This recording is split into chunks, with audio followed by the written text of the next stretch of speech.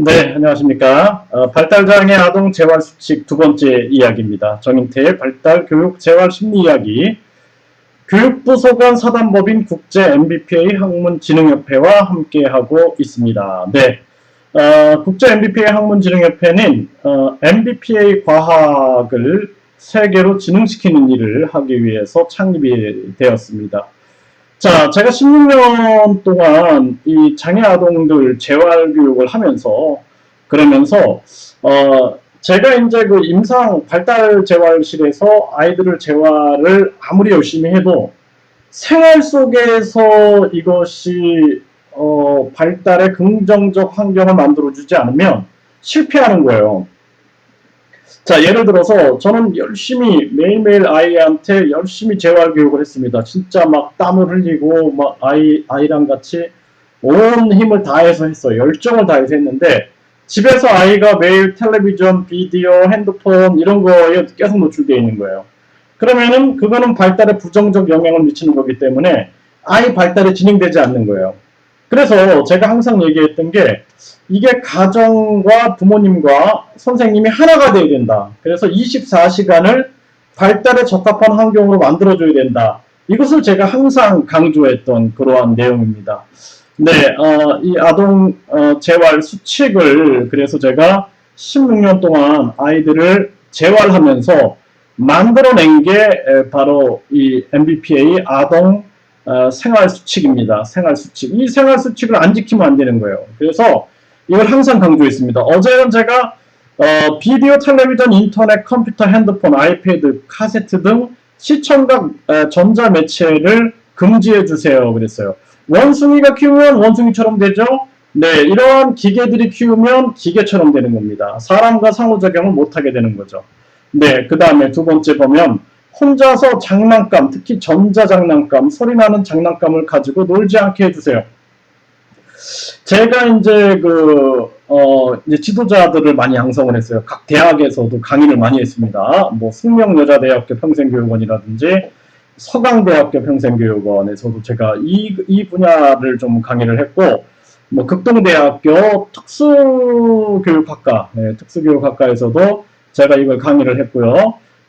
그리고 또 뭐 강남대학교 유아교육과, 또 한국성서대학교 뭐 교양학부라든지 이런 데서 끊임없이 제가 대학생들한테 이런 강의를 했습니다. 뭐 강원대학교 평생교육원에서도 이런 과정을 제가 강의를 했고요. 한성디지털대학교 평생교육원 주임교수를 맡으면서 이런 강의들을 계속 해왔고, 전국 강연을 제가 다니면서 정말 열심히 제 청춘을 바쳤던 것 같습니다.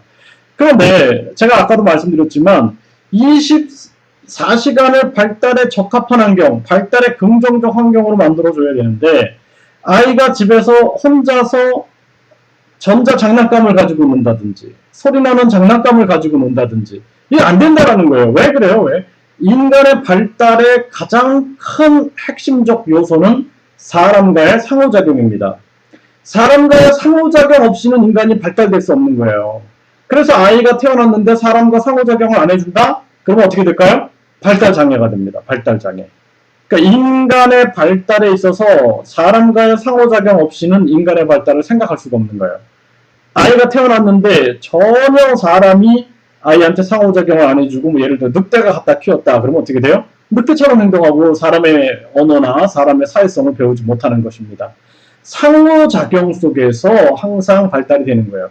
제가 어느 이렇게 재활실들 가보면은 선생님들이 재활을 할 때 보면은 막 장난감을 가지고 소리나는 장난감 얘네들이 거기 집착을 많이 하니까 그걸 계속 틀어주는 거예요. 뭐 전화기도 눌러주고 뭐 소리가 나는 그거 눌러주면 아이가 거기에 푹 빠져 있으니까 선생님은 거기서 그냥 옆에서 그냥 뭐 얘기하면서 그냥 그러고 있는 거예요.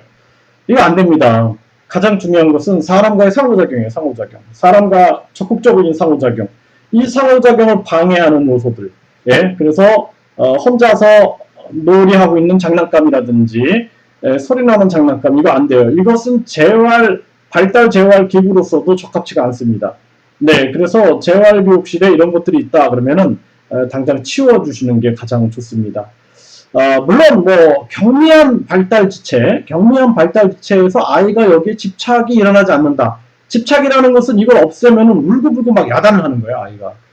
마치 우리가 알코올 중독자들이 알코올을 떨어뜨려 놓으면은 아주 금단 현상을 보이듯이 아주 심각한 심리 불안의 모습을 보여주게 되는 겁니다.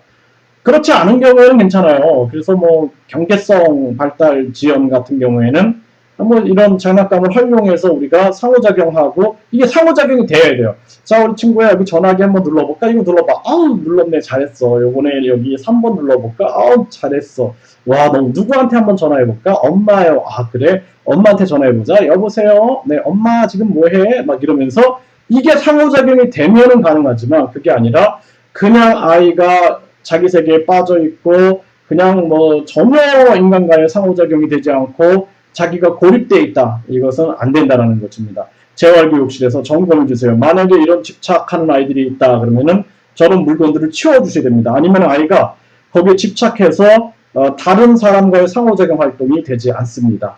네, 오늘은 제가 두 번째 이야기, 혼자서 장난감, 특히 전자장난감, 소리나는 장난감을 가지고 놀지 않게 해주세요 라는 주제로 말씀을 드렸습니다.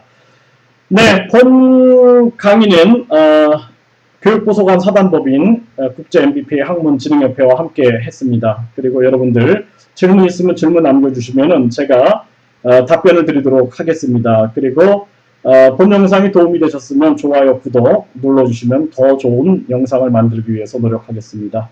네, 감사합니다.